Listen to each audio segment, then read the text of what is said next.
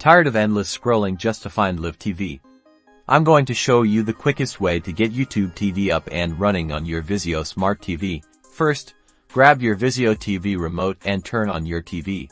Next, press the home button on your remote. It usually looks like a house or a Vizio logo. This will take you to the SmartCast home screen, where all your apps are located. Now, use the arrow buttons on your remote to navigate through the apps until you find the YouTube TV icon. Once you found it, press the OK or Select button on your remote to open the YouTube TV app. If you are already logged into your Google account on your TV, the app will automatically sign you in. If not, follow the on-screen prompts to sign into your YouTube TV account. You may be prompted to activate your account with another device by visiting YouTube TV Activate and entering the code that appears on your TV. And that's it. You're now ready to enjoy live TV with YouTube TV on your Vizio Smart TV. Start exploring channels, setting up your favorite recording and enjoy seamless streaming.